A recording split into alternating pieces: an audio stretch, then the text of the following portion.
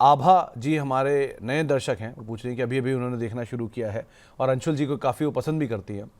तो सवाल है सोम डिस्टिलरीज पर और सेजिलिटी पर, इन दोनों में से कोई एक पिक करना हो तो कौन सा पिक करना चाहिए? सेजिलिटी, सेजिलिटी चेक कर लेता हूँ। सेजिलिटी और सोम डिस्कवरी। सर अगर ये क्लियरली मेंशन कर देते हैं कि ट्रेडिंग करना चाह रहे हैं कि इन्वेस्टमेंट, तो मेरे लिए ज़्यादा आसान होता है जवाब देना। क्योंकि अगर इन्वेस्टमेंट करना है तो सोम डिस्टिलरी एनी डे 200 रुपये जा रहा है। तो जितना नीचे मिले, 116 रुपये के आसपास मिलेगा। जितना नीचे आप खरीदेंगे उतनी ज़्यादा रिटर्न ऑन इन्वेस्टमेंट आपको मिल जाएगा। 137 का सपोर्ट में एक्सपेक्ट भी कर रहा था कि होल्ड नहीं होगा, 116 आएगा, तो ये उस राह चल रहा है। तो 116 पे इन्वेस्टमेंट करके छोड़ देंगे तो 200 सवा 200 रुपये आपको आराम से मिल जाएगा। और अगर ट्रेडिंग करना चाह रहे हैं तो अभी दोनों पे ट्रेडिंग की कोई पोजीशन नहीं है। और सेजिलिटी पे बनेगी, 48.69 निकलने के बाद सेजिलिटी पे ट्रेडिंग की पोजीशन बनेगी। और एक चीज सुन के काफी अच्छा लग रहा है सर कि महिलाओं के काफी सवाल यहाँ पे आ रहे हैं। और जितना ज्यादा महिलाएं, घर की महिलाएं अगर स्टॉक मार्केट की तरफ इंटरेस्टेड रहेंगी तो एक एडिशनल सोर्स ऑफ इनकम बन सकता है घर के लिए। और अगर घर में समृद्धि आएगी तो देश में भी आएगी। तो बहुत अच्छा लगा देख के कि महिलाएं इतने एक्टिवली और इतने इंफॉर्मेटिवली सवाल पूछ रही हैं। तो ये चीज़ मेरे को बहुत अच्छी लगी। नहीं तो जैन साहब, क्योंकि आप जिस क्षेत्र से आते हो और आप क्योंकि 90s के जोन के हो, जितना मैं अज्यूम कर पा रहा हूँ, सो आप ये बात तो मानते ही होंगे कि जो महिलाएं हैं वो ज़्यादा बेहतर फंड मैनेज कर सकती हैं। उनको क्योंकि घर चलाना आता है और घर चलाने में बहुत सारी दिक्कतें आती हैं, कई बार लिमिटेड रिसोर्सेज में आपको मैनेज करना पड़ता है, तो शुरू से ही वो ज़्यादा बेहतर मनी मैनेजर होती हैं। तो ये बात तो, और वो शेयर मार्केट में नहीं थी, तो अब तक तो आपने पता ही होगा कि वो घर में कैसे कैसे छुपा छुपू के पैसे से काम चला है। सो ये सिचुएशन रही है, तो ऐसा नहीं लगता कि वो सिचुएशन अगर अपने हाथ में लेंगे तो और ज़्यादा बेहतर फिनेंस मैनेज कर पाएंगे? सर एग्जैक्टली उनको पैसा बचाना भी आता है, उनको पैसे को मतलब लिमिटेड रिसोर्सेस में कैसे मैनेज करना है ये भी आता है। और तीसरी जो मेन चीज है जो सबसे जरूरी होती है बाजार में पैसा कमाने के लिए, वो है पेशेंस। मर्दों में इतना पेशेंस नहीं होता है जितना औरतों में होता है। एटलीस्ट मेरा तो ये एक्सपीरियंस रहा है, क्योंकि मैंने मम्मी को देखा है, अपनी वाइफ को देखा है, और अभी दो बेटियां हैं मेरी। वो भी जब दोस्तों के साथ खेलती हैं तो लड़कों में कम पेशेंस होता है, लड़कियों में ज्यादा पेशेंस होता है। तो आपकी इस चीज के साथ मैं एग्री करते हुए ये भी जोड़ दूं कि पेशेंस भी उनमें ज्यादा होता है। तो एनी डे अगर आप थोड़ा सा उनको चार्ट देखना सिखा दें, थोड़ा सा उनको ट्रेड करना ढंग से सिखा दें, या वो खुद भी सीख लें, तो एनी डे आपके घर के लिए, मे भी अगर आप बिजनेस कर रहे हैं या जॉब कर रहे हैं, शायद एक दिन ऐसा आएगा कि वो ट्रेडिंग इनकम आपसे ज्यादा करने लगेंगी। आराम से अपने घर में बैठे पूरा घर चलाते हुए कंप्यूटर पे चार बटन दबा के आपके लिए एक एडिशनल सोर्स ऑफ इनकम खड़ा कर देंगे। और ये घर की समृद्धि के लिए बहुत बड़ी चीज होगी। मैं अपनी वाइफ को खुद ही थोड़ा सा बुक पढ़ना और ये सारी चीजें, मतलब टेक्निकल एनालिसिस की बुक्स पढ़ना, थोड़ा चार्ट देखना, ये सब सिखा रहा हूँ। और मिष्टू अब 9 साल की हो गई है। मे भी 2 साल डाउन द लाइन 12-13 की होगी, कंप्यूटर पे बिठा के उसको अभी से चार्ट देखना सिखाना चालू कर दूंगा। 12 साल की उम्र के बाद से थोड़ा सा financial knowledge, pocket money manage करना, ये सब चीजें आने लगती हैं। तो 12 साल की उम्र की लिमिट मैंने लगाई है, दोनों बेटियों को 12 साल होते ही से चार्ट पढ़ना सिखाना स्टार्ट कर दूंगा। इनफैक्ट फाइनेंशियल लिटरेसी तो ज़रूरी है, अब वो चार्ट की फॉर्म में हो, फंडामेंटल की फॉर्म में, वो बहुत डिबेटेबल है। लेकिन हाँ, फाइनेंशियल लिटरेसी बच्चों को बहुत जल्दी सिखानी चाहिए, ताकि उनको धीरे धीरे आइडिया है कि कैसे मनी मैनेज करें। और जितना जल्दी वो प्लान शुरू करेंगे उतना ही उनके फ्यूचर के लिए काफ़ी अच्छा होगा। ये हम लोग ने हमेशा फाइनेंस में सही सीखा है आप जैसे जानकारों से, कि आप जितना जल्दी अपनी फाइनेंशियल मैनेजमेंट शुरू करो उतना अच्छा आपका फ्यूचर रहता भी है। और ये बात सही है, औरतों को बेहतर तरीके से मैनेज करना, यानी कि प्लानिंग, स्पेंडिंग, इंक्रीजिंग, हर तरीके की जो मैनेजमेंट है वो ज़्यादा अच्छा होता है। तो इसमें तो कोई दो राय है ही नहीं। आगे बढ़ते हैं। खैर, एक सवाल आया है लक्ष्मी इंडिया को लेके। लक्ष्मी इंडिया, इनके पास शायद अलॉटमेंट किया आईपीओ के, और दूसरा डाबर 529 के हैं इनके पास। क्या करना चाहिए इन दोनों पोजीशंस में? अगर लक्ष्मी इंडिया की बात करूं तो मेरे ख्याल से ये लक्ष्मी इंडिया फाइनेंस की बात कर रहे हैं, क्या करें? Lakshmi India, Lakshmi India finance. Sir इसका तो मेरे पास बहुत ज्यादा चार्ट नहीं है, लेकिन जितना चार्ट है उसके हिसाब से 153 का स्टॉप लॉस बनता है, 200 का टारगेट बनता है। कच्चा पक्का सा है क्योंकि चार्ट मेरे पास ज्यादा नहीं है। तो 153 की रिस्क, 153 रुपए का स्टॉप लॉस, 199 200 का टारगेट, ये बन सकता है। कच्चा पक्का सा चार्ट है तो उतनी ही सजेशन है। बाकी डाबर से मेरे ख्याल से 50% रिट्रेसमेंट 558 तक आना था, वो आ चुकी है, और खींचा तो 586 तक जाएगा। अगले 1 डेढ़ साल एफएमसीजी वेल्थ डिस्ट्रॉयर की कैटेगरी में रहेगा। बेटर है कि अगर आप वैल्यू इन्वेस्टर हैं तो आईटी में चले जाइए, और अगर आप थोड़ा सा मोमेंटम प्ले करना चाहते हैं तो आप मेटल में चले जाइए, बट एफएमसीजी अगले 1 डेढ़ साल वेल्थ डिस्ट्रॉयर ही रहेगा। तो अगले 1 से 1.5 साल में एफएमसीजी वेल्थ डिस्ट्रॉयर के तौर पे ही रहेगा, उसको आप ध्यान रखिएगा। ये जैन साहब का मानना है। मिर्ज़ा यामिन साहब जो कि सऊदी अरेबिया रियाद से हैं, ये पूछेंगे इनके पास वोडाफोन के शेयर हैं, करीब करीब 15,000 शेयर है और 7.5 रुपये के दाम पर है, क्या करना चाहिए इसमें? Vodafone Idea. जी। आइडिया सर, आइडिया पे एक स्टैंडर्ड डिस्क्लेमर आज ही एक न्यूज़पेपर को आर्टिकल लिख के दिया है, तो आज मीडिया में व्यू दिया गया हमारी तरफ से। वीकली चार्ट पे 8-10 हफ्ते हो गए हैं, एक रेंज बनी हुई है, ऊपर करीब 8 रुपये 20 पैसे, नीचे करीब 6.5 रुपये। ये रेंज जब तक बनी रहेगी इसी रेंज में रहेगा। रेंज का जिस साइड ब्रेकआउट आएगा उस साइड स्टॉक चलेगा, तो अगर ऊपर में ब्रेकआउट आया तो करीब करीब 10.5 जा सकता है, नीचे में ब्रेकडाउन आया तो 5.70 और 4.55 जो टारगेट हम डिस्कस कर रहे हैं वो आ सकता है। बाकी ना ट्रेड करें तो ज़्यादा अच्छा है, बहुत अच्छे अच्छे काउंटर्स हम लोग डिस्कस करते ही रहते हैं मनी नाइन जैसे प्लेटफॉर्म पे, तो उनमें ट्रेड कीजिए ना, मरे हुए काउंटर में क्यों ट्रेड करना है। तो आपके पास और अच्छे अच्छे नाम हैं, आप उनको एक बार को देख सकते हैं, वहाँ पे पैसा डाल सकते हैं, वो ज़्यादा अच्छा विकल्प रहेगा। इंस्टेड आप वोडाफोन आइडिया पे बेट करें। इसके अलावा एक सवाल आया है सफारी इंडस्ट्रीज़ के ऊपर, अमन साहब का। इन्होंने 2350 के दाम पर या 2200-2300 के दाम पर इन्होंने खरीदारी कर रखी है, 2200 पे खरीदारी की है। सवाल है 2350-2400 जा सकता है क्या? आप क्या मानते हो? बिल, बिल्कुल जा सकता है सर। 2350, 2340, 2339 इसका टारगेट है, जो कल ब्रेकआउट बना है। उसका टारगेट है 2339। स्टॉप लॉस आपको लगाना है 2100 रुपये का। ओके, तो सफारी इंडस्ट्रीज़ पे एक राय आपने सुनी। अ, मॉस्शिप पे तो बातचीत हो ही चुकी है। कुछ और सवालों में डैम कैपिटल पे एक सवाल आया है श्रीकांत साहब का, 420 रुपये के दाम पे उन्होंने ले रखा है, 100 शेयर है, क्या करना चाहिए इसमें? डैम कैपिटल में फिलहाल तो कुछ भी नहीं हो रहा सर। अगर ये स्टॉक में आज सुबह जिस हिसाब से मोमेंटम बना था, वही दिक्कत थी कि वॉल्यूम नहीं उठा, और ऊपर से सेलिंग आने लगी, तो डैम कैपिटल जब तक 233 के नीचे है, 235 के नीचे है, मेरे को पसंद नहीं है। और 235 निकलता है वॉल्यूम के साथ तो ही पसंद होगा, 255 तक के लिए तो फिलहाल अवॉइड की लिस्ट में जाता है। ओके, प्रणीत साहब का एक सवाल आया है, ये हमारे मेंबर भी हैं। ये अदानी इंटरप्राइजेस में 2660 रुपए के दाम पर खरीदारी करके बैठे हैं। 6 महीने से 1 साल का क्या नज़रिया आप देख रहे हैं? सर अगर 6 महीने 1 साल थोड़ा सा मेरे लिए कहना मुश्किल है, बट अगर इसको 1.5 साल आप कर लेते हैं तो कहीं भी 18 महीने के आसपास में तो मैं मान के चल रहा हूँ कि 3070 का टारगेट मिलना चाहिए। ओके, इसके अलावा तनिष्क जी हमारे इन्होंने एक सवाल पूछा है अदानी एनर्जी के ऊपर और आईटीसी होटल के ऊपर। ये पूछेंगे 6 से लेकर 12 महीने का नज़रिया है, तो क्या इन दोनों में बने रहना ठीक रहेगा, और अगर इनमें नहीं बने रहना है तो कोई और नाम जो आप सुझा पाएं?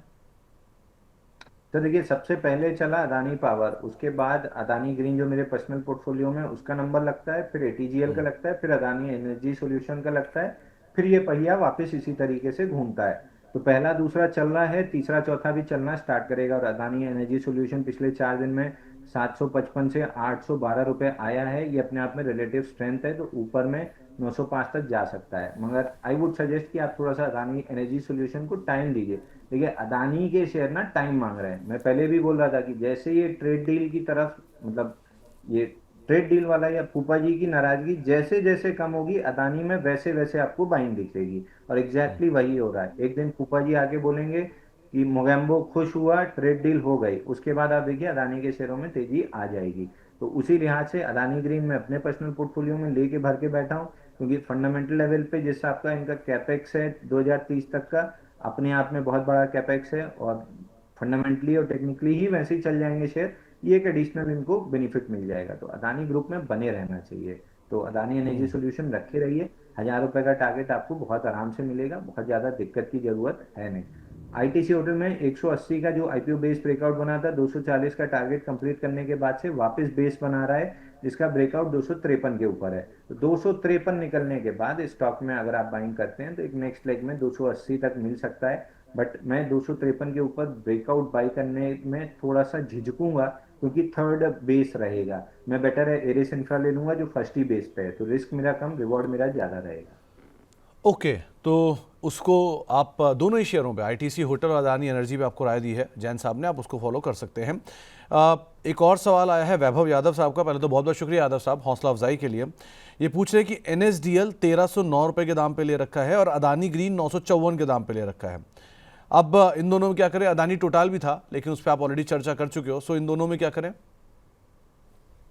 सर अदानी ग्रीन तो देखिए मेरे पर्सनल पोर्टफोलियो में तो buy sell stop loss target की सलाह नहीं रहेगी, लेकिन मैंने डिस्क्लेमर दिया था कि 911 पे गैप फिल हो रहा है, यहाँ पे मैं लॉन्ग ले सकता हूँ 976 तक के लिए, और आज का हाई 973 बना है। तो अब यहाँ से अगर 976 निकलता है तो मेरा अपना टारगेट 1126 और 1447 का है, यहाँ पे मैं प्रॉफिट बुकिंग कर सकता हूँ। तो अदानी ग्रीन उस हिसाब से चलेगा।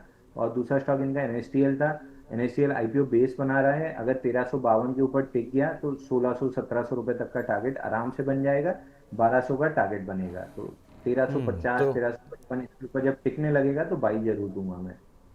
ओके, शंकर सिंह साहब का सवाल है केपीआई ग्रीन पर 522 रुपए के दाम पर इन्होंने खरीदारी की है, 6 महीने का इनका नजरिया है, क्या करना चाहिए इसमें? तो वीकनेस दिख रही है, इसको तोड़ना नहीं चाहिए था 503, और इसने तोड़ दिया है। हालांकि वॉल्यूम नहीं आए हैं, बट गिरावट में इतनी वॉल्यूम कंफर्मेशन की जरूरत होती नहीं है। एक बार ये स्टॉक 460 तक आ सकता है, 460 टूटता है तो फिर और डाउनसाइड खुलेगी 363 तक की। तो फिलहाल तो वीकनेस दिख रही है, किसी तरह का बेयर ट्रैप बना तो फिर जरूर बाई देंगे, लेकिन अभी तो वीकनेस दिख रही है। ओके, तो फिलहाल तो वीकनेस है, आप उसके हिसाब से यहाँ पे काम कीजिएगा। वैसे इनका एक ग्रीन बॉन्ड भी लिस्ट होने वाला है 16 तारीख को, उसको भी आप ध्यान रखिएगा। एक सवाल आया है विशाल मेगा मार्ट पे श्रीकांत जी का। आईपीओ का इनको शेयर मिला हुआ है, ऑलरेडी बढ़िया तेजी दिखा के नया हाई काट के आया है, अब ये क्या करें इसमें? तो देखिए विशाल मेगा मार्ट में भी आईपीओ बेस ब्रेकआउट 117 पे आया था, हमने 140 तक का टारगेट डिस्कस किया था। 140 के बाद से चला है, लेकिन चॉपीनेस बहुत ज्यादा है, तो अभी ये चॉपीनेस वीकली चार्ट पे और 3-4 हफ्ते रह सकती है। अगर वो चॉपीनेस लोअर वॉल्यूम पे बनी रही तो फिर एक ब्रेकआउट बनेगा। तो अभी 2 से 3 हफ्ते वेट कीजिए, ट्रेड डेवलप हो रहा है, जब डेवलप होके ब्रेकआउट देगा तो हम मनी 9 पे डिस्कस कर ही लेंगे। तो बीएचईएल शोभित साहब का सवाल है, 307 रुपए के दाम पे ले रखा है, ये कह रहे हैं कि काफी गंदा फंस गए हैं इसमें, आप भी मानते हो क्या? सर फंस तो गए हैं, लेकिन फंसने के बाद जितना आपको पेन देखना था आप ऑलमोस्ट देख चुके हैं। 211 193 डाउन साइड थी। मैं यही चीज बार बार बोल रहा हूँ कि पीएसयू में बाइंग क्लाइमैक्स हुए हैं, रैलीज पे बेचने की कोशिश कीजिए, ना कि ब्रेकआउट मान के खरीदने की कोशिश कीजिए। तो फिलहाल तो जो डाउन साइड थी कंप्लीट हो गई, फिर एक रैली मिलेगी ऊपर 250 के आसपास तक, वहां पे एक बार दोबारा सवाल पूछ लीजिएगा। तो थोड़ा फंस गए हैं, लेकिन आप उसके हिसाब से ही कॉल लीजिएगा।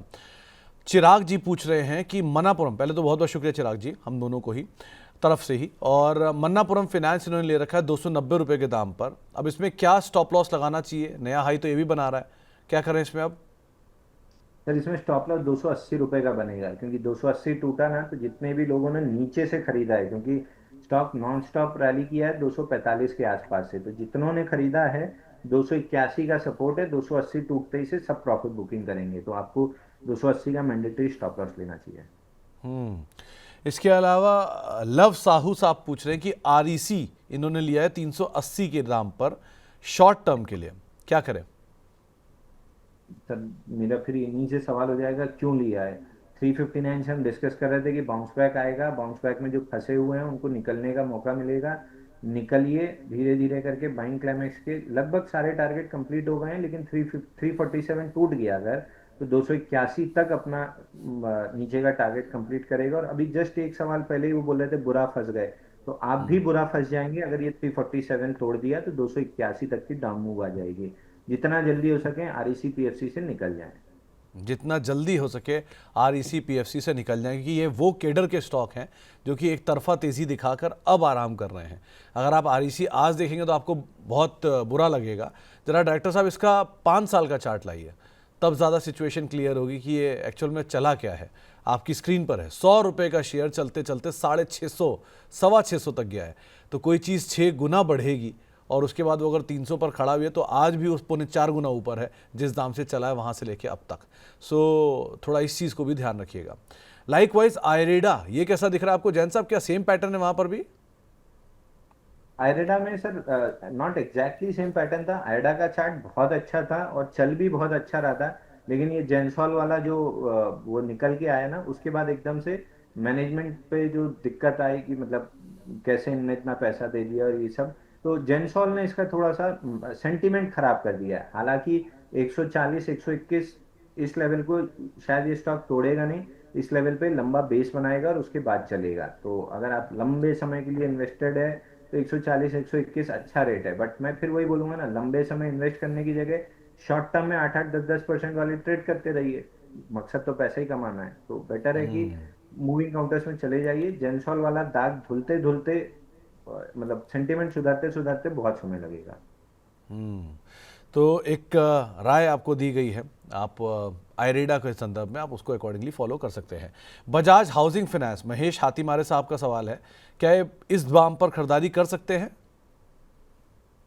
नहीं सर, बजाज हाउसिंग फाइनेंस में भी आईपीओ बेस्ड बन रहा है। जब बन के कंप्लीट हो जाएगा और 137 के ऊपर ब्रेकआउट देगा, तब आप बाई करेंगे तो आपको फटाफट पैसा बनेगा। मतलब 112 से 137 का सफर हो सकता है 6 महीने में कंप्लीट करे, हो सकता है 6 साल लगा दे। तो ये क्लियर नहीं है, बट ये क्लियर है कि 137 निकलने के बाद 180 बहुत जल्दी जाएगा। तो वॉच लिस्ट में रखिए, 137 के ऊपर बाई कीजिएगा। सिद्धार्थ नाथ साहब पूछ रहे हैं कि मुथूट फाइनेंस 2847 पर इन्होंने खरीदारी की है और ये अभी पूछने लग गए कि ये शेयर कितना और नीचे आएगा, जबकि इसने अभी तो गिरावट शुरू ही नहीं की, अभी तो ऑल टाइम हाई के आसपास ही है। क्या किया जाए? ऑल टाइम हाई से आज पहली प्रॉफिट बुकिंग आई है सर। आ, अगर आपको डर लग रहा है तो निकल जाइए, क्योंकि डरावना तो है काउंटर। इसमें ब्रेकआउट आया था 2283 पे और उसका टारगेट था लगभग 2950 से 3000, और वही टारगेट से आज प्रॉफिट बुकिंग आ रही है। मेरे ख्याल से तो आपको निकल जाना चाहिए, क्योंकि अगर पुल बैक भी किया ना तो कम से कम 2800 पे पहला सपोर्ट है, वहां तक तो आराम से करेगा, और वही मेजर स्टॉप लॉस है सारे लॉन्ग्स के लिए। आई वुड सजेस्ट कि आप निकल जाइए, क्योंकि आपकी सवाल पूछने के तरीके से ही लग रहा है कि आपको डर लग रहा है। बेटर है निकल जाइए। तो सर, बाजार में वो भी मुथूट फाइनेंस के बड़े टिकट साइज में, डॉक्टर साहब जरा इसका भी 1 महीने का या 6 महीने का चार्ट ले आइए, उससे क्लियर हो जाएगी सिचुएशन। क्योंकि ये शेयर इतनी ज़बरदस्त तेज़ी के बाद अभी तो टूटना शुरू हुआ है, मात्र 2900 रुपये से या 2950 से तो 2895 आया है। 50-60 रुपये के मूव के अंदर अगर आप घबरा रहे हैं तो बेटर है आप गलत शेयर में ही हैं। ये कंपनी अच्छी है, फंडामेंटली वो अच्छा है, लेकिन इतने बड़े टिकट साइज में स्विंग बड़े ही होंगे, तो उस पार्ट को भी आप एटलीस्ट अज्यूम करके चलिएगा। साथ ही साथ कुछ और सवालों में एक सवाल जो हमारे पास और आया है वो है चाइल्ड फुलनेस हैंडल से। ये पूछ रहे कि HFCL में क्या करें, इनके पास 2000 शेयर हैं इसके, ये बने रहें या निकल जाएं? करीब करीब 90 रुपये पर खरीदा है इन्होंने। तो देखिए, एचएफसीएल में बाइंग क्लाइमेक्स होके जब ब्रेकडाउन आ रहा था 145 पे, तब से हम डिस्कस करते आ रहे हैं कि 61 रुपये 42 पैसा इसका बाइंग क्लाइमेक्स का टारगेट है। तो मैं अपना व्यू अभी भी बना के रखा हूँ, किसी भी तरह का पुल बैक मिलता है तो एग्जिट करना है। 61 रुपये 42 पैसे आ रहा है। नितेश सर पूछ रहे हैं कि देवांगरी शुगर में क्या किया जाए, इन्होंने 4 रुपये के दाम पे खरीदारी कर रखी है। सर ये देते समय मैंने बोला था कि रोज रोज सवाल मत पूछिएगा, 6 महीने के लिए इसको छोड़ दीजिए। 6 रुपये 34 पैसे चला जाएगा। रोज रोज इसमें सवाल पूछने का कोई काम नहीं है। लेके जितना आपको लेना है लेके शांति से बैठ जाइए, 6 महीने बाद डिस्कस करेंगे, जब एथनॉल स्टोरी पूरी तरीके से बाजार में फ्लेवर पकड़ना स्टार्ट कर देगी। तो आप रोज सवाल ना पूछिए, आपको एक राय दी गई है, आप उसको अकॉर्डिंगली फॉलो कर सकते हैं। गड़िया मीठा जी ने भी एक सवाल पूछा है, हालांकि सवाल का जवाब आप पहले दे चुके हो। इन्होंने मॉस्चिप पे एक सवाल पूछा है, 238 के दाम पे खरीद रखा है या और खरीदने की इच्छा रख रही हैं, क्या खरीदना चाहिए या नहीं? देखिए, अगर आप रिस्क लेना ही चाह रही हैं तो 220 के स्टॉप लॉस से आप रिस्क ले लीजिए। मतलब रिस्क लेने में कोई बुराई नहीं है, बट आपकी जगह मैं होता तो मैं नहीं खरीदता, क्योंकि already stock ATR extension candle दिखा चुका है। तो मैं नहीं लेता। मेरे पास इससे अच्छे बेटर काउंटर्स हैं जो हमने अपने क्लाइंट्स को दिए हैं। आपको भी सुबह से उन्हीं रेटों पे बाई दे रहा हूँ मल्टीपल मीडिया प्लेटफॉर्म्स पे। तो आई वुड वेट। तो अभी फिलहाल वेट करना ज़्यादा बेटर है। इसी के हिसाब से आप इसको देखिएगा। IOL केमिकल, ये जय शिव साहब ने ले रखा है 118 रुपये के दाम पर, यहाँ क्या करना चाहिए? सर IOLCP शो के स्टार्टिंग में ही अपन ने डिस्कस किया था कि इसमें अच्छी मूव आ चुकी है। हमने भी शॉर्ट टर्म में प्रॉफिट बुकिंग की है, बट 489 डेज का जो कपनाइल पैटर्न ब्रेकआउट है 104 रुपये पे, इसका टारगेट करीब करीब 150 155 बनता है। तो डेली मूविंग एवरेज चूंकि 99 पे छूट गए हैं, एक पुल बैक या तो साइडवेज रहेगा और मूविंग एवरेज कैचअप होगा, या मूविंग एवरेज थोड़ा ऊपर आएगा, प्राइस थोड़ा नीचे आएगा। इसीलिए एक बार हमने प्रॉफिट बुकिंग दे दी है, 4 5 6 दिन की कंसोलिडेशन बनती है तो दोबारा बाई देंगे। 150 जाते हुए दिख रहा है। तो आपको एक राय आईओएल केमिकल के संदर्भ में भी दी गई है। चलिए अब आगे बढ़ेंगे और कुछ बजिंग स्टॉक की बातचीत कर लेते हैं। जैन साहब भी बहुत सारे सवालों के जवाब दे चुके हैं।